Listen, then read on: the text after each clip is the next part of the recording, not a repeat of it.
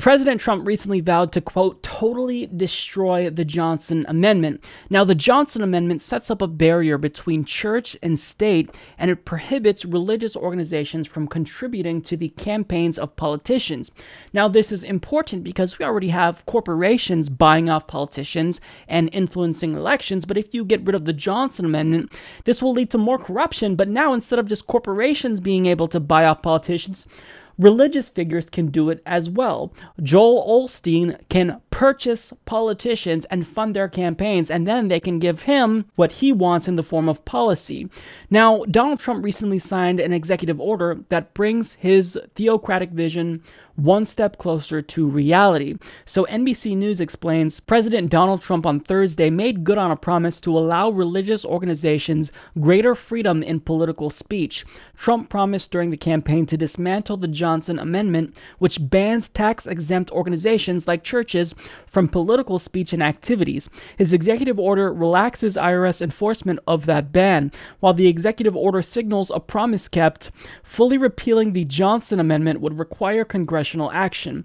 The executive order, called Promoting Free Speech and Religious Liberty, also gives regulatory relief to companies that object to an Obamacare mandate for contraception in healthcare. That builds on the 2014 Hobby Lobby Supreme Court case, which found that the Affordable Care Act mandate that certain corporations must provide female employees with no-cost access to contraception was a violation of the Religious Freedom and Restoration Act. Faith is deeply embedded into the history of our country, the spirit of our founding, and the soul of our nation, Trump said in the Rose Garden at a National Day of Prayer event with religious leaders and White House staff.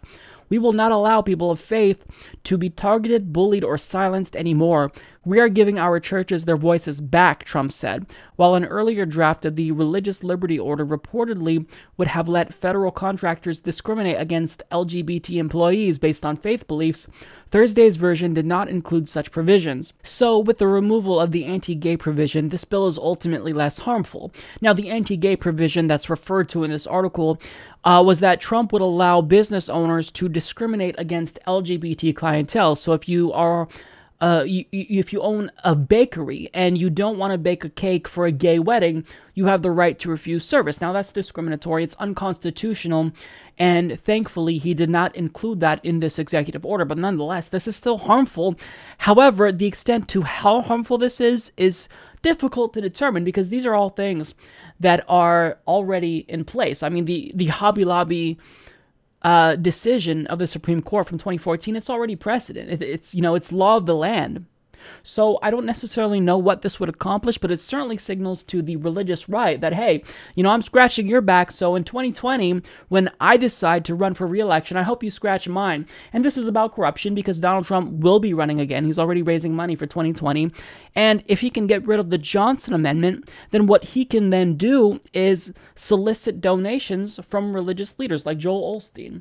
Now, if we get rid of the Johnson Amendment, this would put us on the path towards theocracy because we already saw the impact that corporate money has on our politicians. I mean, they just do the bidding of their donors. I mean, it's turned our country into an oligarchy. So if we allow religious organizations to start buying off politicians too, we will be a corporate religious theocracy. It's a nightmare scenario. So we absolutely cannot allow Donald Trump to destroy the Johnson Amendment.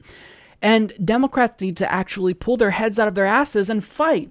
This is not acceptable. This is something that will harm people. This will harm women. I mean, building upon the Hobby Lobby decision specifically harms women.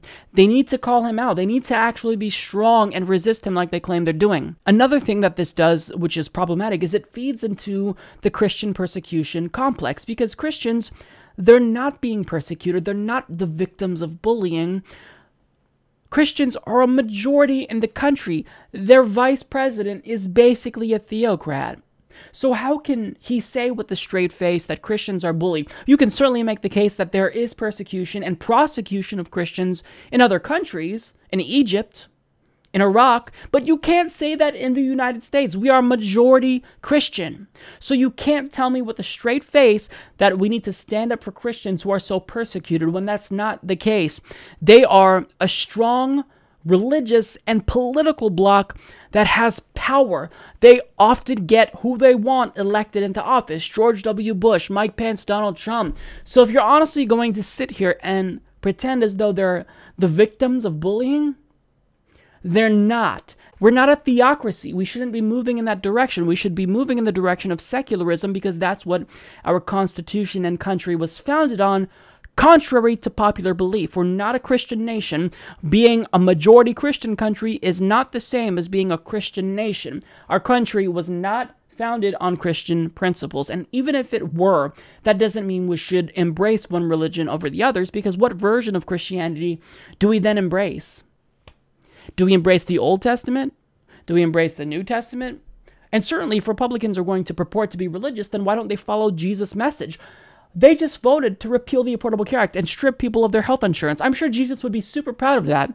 So this isn't about religious liberty. If you are actually a Christian, you should be concerned with this because they're putting forward their fascistic version of Christianity where they don't do what Jesus wants. They're trying to put forward the Old Testament version of God because that's how they treat Americans. They have disdain for us. They're misanthropic and they don't want us to have health care. They want to send us off to die in more unnecessary, never-ending wars.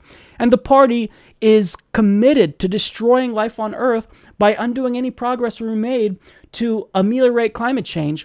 So the Republican Party, Donald Trump, they are enemies to humanity.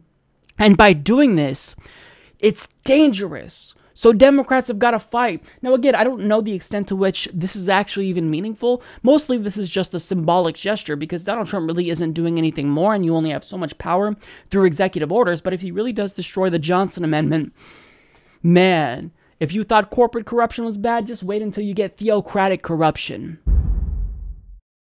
Support this podcast by joining the independent progressive media revolution today at humanistreport.com.